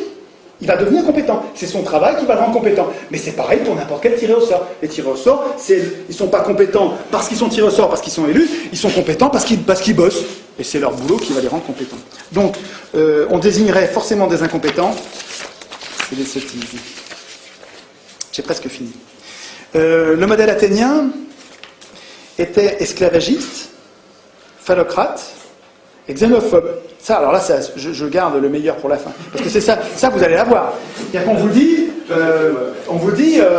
oh, mais attendez, l'élection, c'était la démocratie athénienne, c'était une oligarchie. Regardez, vous aviez une toute petite poignée de gens qui avaient le pouvoir, et tout le reste, c'était des esclaves, des femmes, des médailles, une toute petite poignée de gens. Attendez. À l'époque, sur Terre, c'est un anachronisme de les juger avec nos valeurs et nos valeurs d'aujourd'hui, alors qu'eux étaient à l'époque, alors que c'était impossible de ne pas être esclavagiste à l'époque. C'était très marginal, quoi. Quand vous avez tout le monde autour de vous, tout ce qui existe, c'est esclavagiste, vous êtes esclavagiste comme tout le monde, quoi. C'est comme si on disait, nous, on a des chiens et des chats. Voilà, c'est comme si on disait que nous, on mangeait des vaches. Attendez, le jour où ça va être décidé, le jour où l'humanité, je crois que ça arrivera un jour, où on décidera que tuer un animal, c'est comme tuer un homme. Et que, en fait, on peut se nourrir avec de la nourriture artificielle, et qui a le même goût, c'est même bien meilleur. Attends, à chaque fois que tu manges ce pavé de bœuf artificiel, fait avec du pétrole, je m'en fous, n'importe quoi, c'est meilleur que la meilleure des côtes de bœuf que jamais personne n'a mangé quand il a mangé une côte de bœuf. Simplement, tu n'as plus besoin de tuer un animal. Une fois qu'on aura inventé la technologie nécessaire pour nous nourrir, en nous régalant, nous donnant toutes les protéines, toutes les intrants dont on a besoin, mais il n'y a plus besoin de tuer les animaux. Ce jour-là, ça pourra devenir un crime de tuer un animal, puis on n'aura plus besoin. Mais quand vous allez juger les gens d'aujourd'hui en disant ils tuaient les animaux, c'était une boucherie, c'était un génocide sans arrêt, regardez, c'est des camps de concentration. Regardez les batteries, les animaux en batterie qui se font assassiner, et bien avant d'être assassinés, ils se font torturer. Ils se bouffent entre eux, les cochons, dans les étables. Mais quand on nous jugera, nous aujourd'hui, nos petits-enfants nous demanderont « Qu'est-ce que tu faisais, papy, pendant le génocide des animaux ?» Je dirais « Je les mangeais comme les autres. » Et si vous voulez, l'esclavagisme à Athènes, c'est un peu ça. Je ne dis pas ça pour défendre l'esclavagisme, il ne faut pas être con. Je ne suis pas esclavagiste, je ne suis pas phallocrate, je ne dis pas qu'il ne faut pas que les... Quand je vous demande de vous concentrer sur Athènes, je ne vous dis pas il faut être misogyne, on met les femmes. C'est évident que je ne dis pas ça. Vous comprenez ce que je veux dire? C'est pas... Et celui qui me fait ce procès-là, qui me dit mais vous êtes en train de défendre un régime esclavagiste et xénophobe, il me prend pour un abruti. Enfin, il me prend pour un salaud, il m'insulte. C'est incroyable ça. Moi, j'ai du discernement. C'est-à-dire que oui, voilà, on ne va pas leur reprocher de ne pas voler en avion ou de ne pas porter des Nike à l'Athénien. Bon, en tout cas, ce que je veux dire, c'est que regardez-le, celui qui vous dit ça. Celui qui vous dit bah, la démocratie athénienne, vous êtes en train de nous défendre un régime qui était un régime d'esclavagistes. Vous me prenez vraiment pour un imbécile. Vous êtes en train de tout mélanger parce qu'il y a un truc qui vous gêne là-dedans, qui va vous foutre au chômage. Parce qu'en général, c'est les élus ou les sponsors d'élus qui vous disent ça. Bien évidemment, c'est des gens qui vont tout perdre là, qui vont perdre leur pouvoir d'élu, et les riches qui vont perdre leur courroie de transmission d'élus qui sont à leur service. Ils vont tout perdre avec le tirage au sort. Donc ils ont intérêt à tout mélanger, ils mettent du caca, du truc de... C'est tout mélangé, regardez comme c'est sale. Et vous dites, bah, circuler, rien à voir. Mais vous, enfin, il me semble, nous, notre intérêt, c'est d'avoir du discernement. Quand quelque chose est mal d'un côté, il n'est pas forcément tout mal. je suis désolé, la politique partisane qui consiste à dire moi j'ai une ligne politique et tout ce qui n'est pas strictement conforme à ma ligne politique c'est des ennemis, pour moi c'est une prison de la pensée. Je ne suis pas comme ça. C'est-à-dire que chaque individu ou chaque vie politique peut avoir commis des erreurs, peut présenter des imperfections, et puis à côté il y a une perle géniale qui va me servir à construire le monde pacifié, la concorde d'aujourd'hui. Et à Athènes, je vous dis, si vous avez du discernement, regardez à Athènes. Est-ce que l'esclavagisme rendait possible la démocratie? Et si vous répondez oui, absolument, la démocratie n'était possible que s'il y avait l'esclavagisme, alors là, oui, ok, je dirais c'est vrai. Donc c'est un système qui porte en lui quelque chose d'inacceptable, et on laisse tomber. Mais est-ce que c'est vrai? Alors, il y a un peu de vrai, mais qui n'est pas vrai du tout. Un peu de vrai, c'est que c'est parce qu'il y avait des esclaves qu'ils avaient du temps pour faire de la politique. C'est parce que les femmes s'occupaient de la maison, de la tambouille et de la culture, de l'agriculture, que les mecs pouvaient aller faire de la politique. C'est vrai, ça c'est vrai. Mais aujourd'hui, avec le pétrole, les énergies fossiles, avec les machines, on a des esclaves de fer qui remplaceraient mille fois plus de travail et de temps libéré que les esclaves de chair de l'époque. C'est-à-dire qu'avec de simples machines, on pourrait très bien travailler beaucoup moins et avoir le temps de faire de la politique, et puis pas que de la politique, faire aussi de la philosophie, de la musique, des conversations et jouer. Donc, ce que je veux dire, c'est que l'esclavagisme, peut-être qu'à l'époque, ça rendait possible la démocratie, mais aujourd'hui, on n'a absolument pas besoin de l'esclavagisme pour que ça marche. On a d'autres moyens qui nous libéreraient du temps, le temps nécessaire pour... Il faudrait surtout qu'on se débarrasse de nos parasites, parce que c'est parce qu'ils nous piquent des milliers de milliards tous les ans, tout le temps, qu'on est obligé de travailler. Si les richesses que nous créons par notre activité, par notre industrie, par nos efforts, si nous les répartissions correctement, sans se les faire piquer par quelques privilégiés, on aurait beaucoup moins besoin de travailler. Beaucoup moins, genre 2 jours par semaine. Et la retraite à 50 ans. Et puis... Mais oui, il suffit de se débarrasser de nos parasites. Mais pas les parasites, pas les gueux qui volent la mobilette, ou qui sont... C'est pas du parasitisme, c'est rien ça. Je vous parle de gros parasites. Des parasites qui vous volent des milliers de milliards, les vrais, c'est ceux-là qu'il faut s'occuper en priorité. Les obèses financiers. Les obèses financiers. On aurait beaucoup de choses à... Donc, sur l'objection, vous avez compris que sur l'objection, modèle athénien, esclavagiste, phallocrate, xénophobe, pour moi, c'est hors sujet. Je trouve. Si je prends du recul sur tout ça, comment se fait-il Qu'est-ce qui permet d'être sûr que ça marchera toujours comme ça? Comment se fait-il qu'un système tiré au sort, où on désigne au sort nos représentants, ceux qui nous aident à exercer le pouvoir, comment ça se fait que ça désynchronise la puissance politique et la puissance économique? Et comment ça se fait que ça nous protège mieux contre les abus de pouvoir?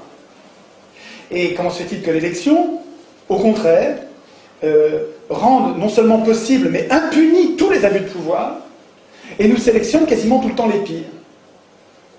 Ben, il me semble, et j'en ai parlé un petit peu, mais c'est le moment d'en reparler, parce que je crois que c'est au moment de finir, au moment de conclure, c'est vraiment, on est sur l'essentiel. Il me semble que l'élection repose sur un mythe, repose sur une histoire qu'on nous raconte, et qui ne correspond pas du tout à la réalité, qui est contredit même par les faits. C'est-à-dire que tous les faits montrent le contraire. Le mythe de l'élection, c'est que nous sommes capables de choisir de bons maîtres, et parce que nous les avons choisis, ils vont être bons.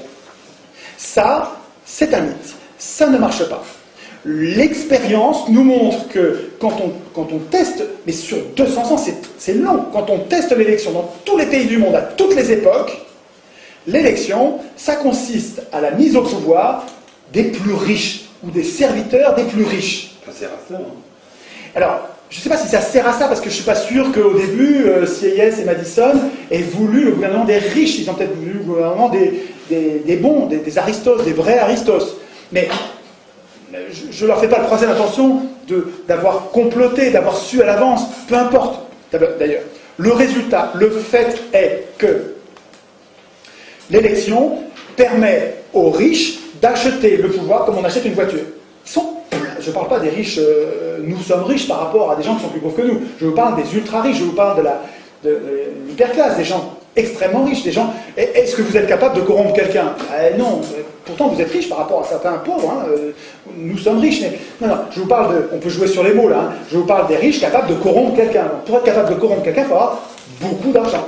Et manifestement, de fait, l'élection, par le jeu de la campagne électorale hein, et par l'acquisition des médias, la possibilité qu'on leur laisse d'acheter les médias, donc de fabriquer l'opinion, d'influencer l'opinion au point quasiment de la fabriquer, ça devient des vrais... Je dois avoir 20 ou 30 livres sur les manipulations par les médias, les techniques de manipulation, c'est incroyable, ça devient une science exacte. Et donc l'élection permet aux riches d'acheter le pouvoir. L'élection permet aux riches économiques d'acheter le pouvoir politique. Et c'est l'élection qui rend la synchronisation entre les deux. C'est l'élection qui fait qu'on est impuissant politiquement. C'est l'élection de l'Assemblée constituante qui fait que c'est des gens qui écrivent des règles pour eux-mêmes et qui ensuite écrivent des règles qui font que tout pourra se jouer en dehors de nous après. L'escroquerie politique, c'est de nous faire croire que le régime actuel, c'est la démocratie. C'est quand même, vous vous rendez compte, bon ça fait 1 heure que j'en parle, mais vous rendez compte maintenant de l'énormité qu'il y a entre le nom qu'on donne à notre régime aujourd'hui et ce qu'il est vraiment. Est-ce que vous comprenez que c'est ça le piège? C'est ça. On n'arrive pas à fabriquer l'alternative parce que on a, si vous voulez, vous savez, il y a une image que j'aime bien, j'en parle pas là, mais ça me vient là maintenant, c'est les chefs indiens, les Indiens d'Amérique, étaient des sociétés avec des chefs et sans pouvoir. C'est marrant comme tout, c'est Pierre Classe qui explique ça. Il a vécu avec eux, et c'est vraiment les travaux d'anthropologues tout à fait marrants, parce que ils savaient, les Indiens savaient qu'ils avaient à craindre du chef, un peu comme les Athéniens savaient, ils ne voulaient pas que... Donc eux, les Indiens, ils se sont débrouillés autrement avec les chefs. Ils ont fait un grand fauteuil de chef, ils ont pris un bonhomme, ils l'ont désigné, il ne peut pas refuser, et s'il refuse, il se fait zigouiller, donc il accepte. Et on le met à la place du chef. Et le chef, il n'a pas de pouvoir. Il a juste le pouvoir de parler. Et il parlait tout le temps. Et pendant qu'il parlait, on passait devant l'air de ne pas l'écouter. On le méprisait, on le négligeait. Il parlait et on passait sans l'écouter. Et son boulot, à lui, c'était de tenir la place au chaud de chef pour qu'il n'y ait pas un gars qui devienne notre chef sans nous.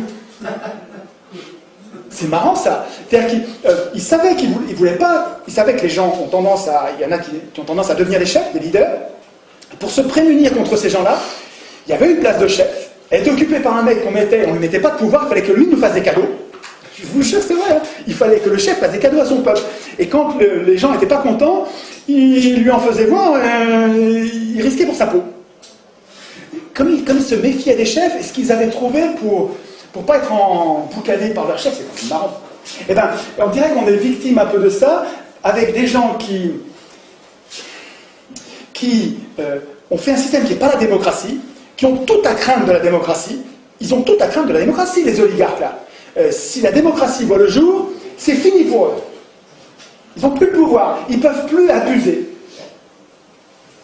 Alors qu'est-ce qu'ils font? Leur système détestable, injuste, ils l'appellent comment? C'est le même truc que les Indiens, mais à l'envers, quoi. Hein. C'est-à-dire qu'ils nous tiennent à l'écart avec ce mot-là. Quand ils appellent démocratie le système qui est son strict contraire, comment on fait pour résister? On s'est fait prendre un mot clé, là. Je reviens à Lepage dont je vous parlais tout à l'heure.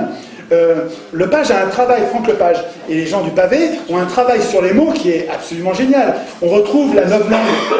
Vous connaissez Orwell et le travail qu'il a fait sur la novlangue, c'est-à-dire sur un État totalitaire qui nous domine par les mots. En nous retirant les mots capables de désigner l'ennemi, en nous retirant ces mots-là, en les criminalisant, en les ridiculisant, en les remplaçant par d'autres inoffensifs, on se met à l'abri des coups quand on est oligarque.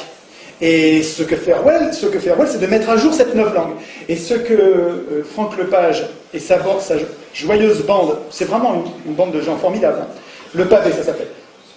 Pardon. Sur Google, vous tapez Le Pavé, et vous arrivez sur un site avec des vidéos et des ressources qui n'arrêtent pas de croître. Il faut aller voir les vidéos de Franck Lepage et puis de sa bande, ça vaut quelque chose. Une objection qu'on va nous renvoyer souvent.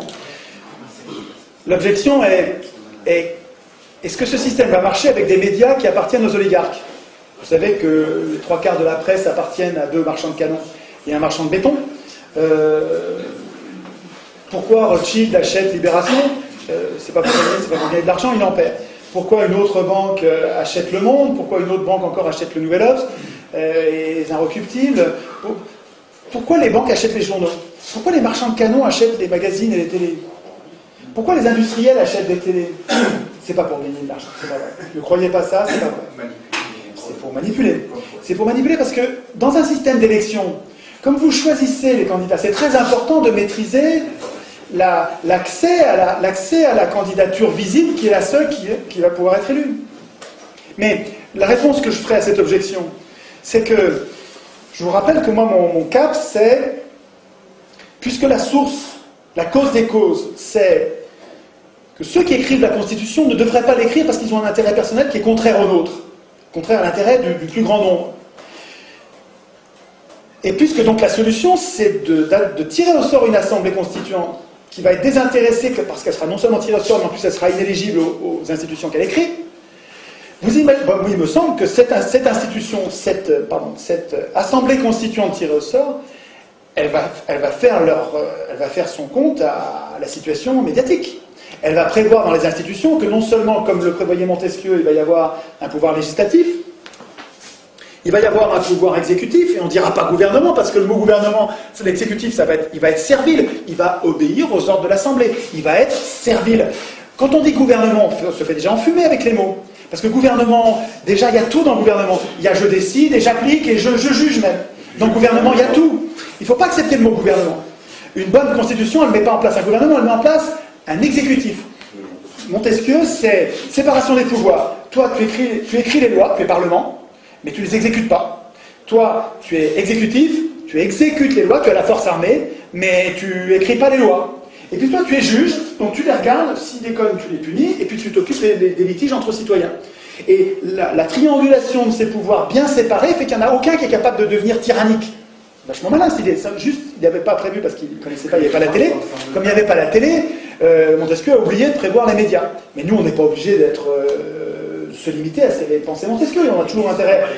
On sait bien, nous, que les médias sont un pouvoir plus important encore que le Parlement, et donc on va mettre les médias sous contrôle, et sous contrôle démocratique, avec des jurés citoyens tirés au sort qui vérifient que tout se passe bien, et on va vérifier, et on va évidemment interdire à toute entreprise d'être en même temps entreprise et propriétaire d'un média, évidemment. Et du même coup, parce que je vous laisse, ce truc-là, vous le mettrez en place, vous n'allez pas le mettre en place, ils vous laisseront jamais faire un bout de ça, même un bout, ils ne vous laisseront pas faire. Donc, ce que je veux dire, c'est que ce projet-là, un projet de vraie démocratie, jamais ils nous laisseront faire.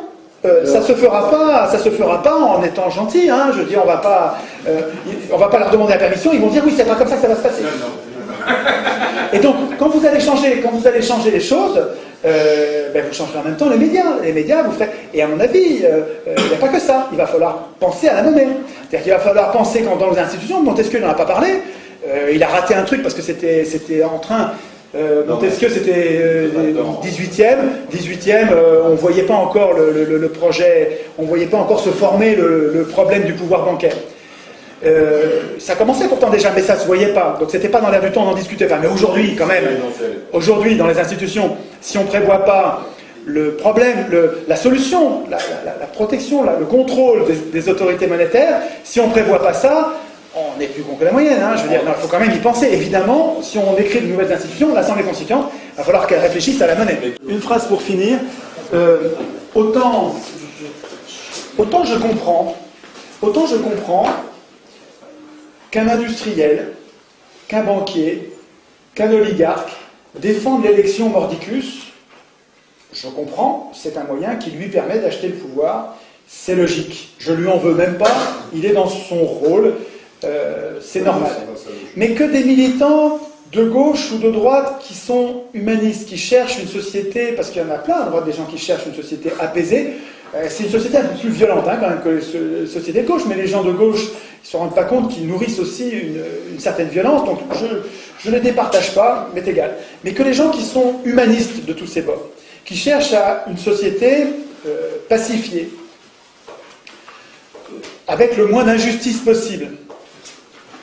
c'est-à-dire des inégalités, mais qui correspondent aux efforts de chacun. Il peut y avoir des inégalités, mais en proportion des efforts. Celui qui a fait beaucoup d'efforts, il est mieux traité que celui qui n'en fait aucun. Bon. Et que tous ces gens qui cherchent une société pacifiée, juste, défendent l'élection malgré... et ne veuillent pas du tirage au sort. Quand j'en parle à mes copains, le tirage au sort, ils disent non, mais parce qu'ils sont dans des partis. Ils sont dans des partis, ils n'arrivent pas à l'imaginer. Et ils disent, ils cherchent toujours à louvoyer. Que ces gens, tous, à la fois... continue à vénérer comme une vache sacrée l'élection, le suffrage universel, et continue à détester ou vouer hégémonie le tirage au sort, alors qu'il y a 400 ans, 200 ans de tirage au sort, 200 ans d'élection, 400 ans de faits contraires qui montrent qu'ils ont tort. C'est du déni de réalité. Le patron de supermarché, je comprends. Le militant humaniste, je ne comprends pas. Ça me paraît incompréhensible.